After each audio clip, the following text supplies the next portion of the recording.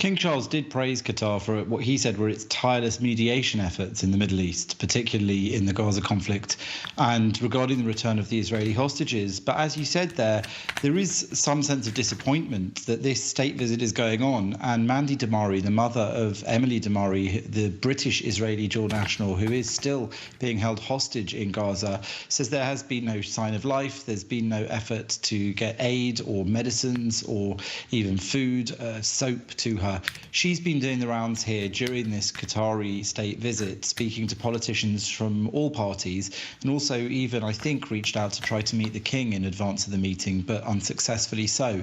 Now, it is believed that she may meet with the Qatari delegation, and her aim really is to raise awareness of her daughter's plight, but also to try to at least get some sign of life and some form of aid to her and the other hostages, because she believes that there is still hope, perhaps, to do so. And she's giving a press conference tomorrow to the wider press all about this issue, having already spoken to various different people in different political parties. Qatar's been described as an important diplomatic bridge between the West and the Middle East, and has hosted events like the 2022 World Cup. And the Emir of Qatar highlighted the partnership between the UK and Qatar, praising the King's efforts in fostering interfaith dialogue.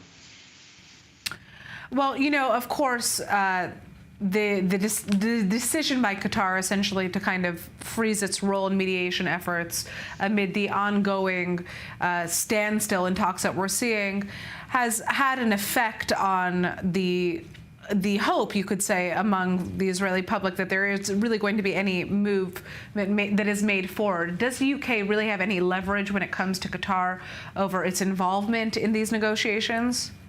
It's a great question. I mean, the UK government emphasises Qatar's strategic importance as a trade partner, £6.6 billion annually, and as an investor with £40 billion in the UK economy.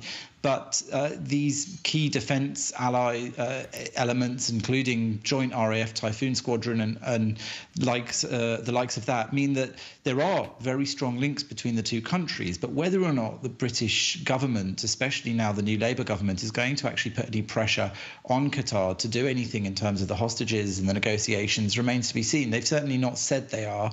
And while David Lammy, the Foreign Secretary, and Keir Starmer have met Mandy Damari as a representative of the hostage families, they do pose for photos, they say the right things with her, but then they don't make any statements in their interactions with the Qataris, at least publicly, or in their statements about their meetings with the Qataris. And there are, of course, also human rights concerns, including Qatar's record on LGBT rights, women's rights, and the treatment of migrant workers.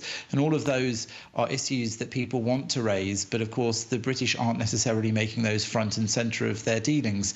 There is still the hope among the hostage families that behind closed doors maybe representations are being made. But there are plenty who've also criticised the government for talking around the topic of whether or not they would try to arrest Benjamin Netanyahu should he set foot in the UK, of course, after those ICC arrest warrants. And yet they've invited the Emir of Qatar for a state visit here, rolling out the red carpet, when certainly by comparison it's clear who perhaps many in the British public think should be arrested, who perhaps is the worst in terms of their politics and the human rights records. But of course, that's one of those twists and turns of politics and alliances between Western nations and those in the Middle East.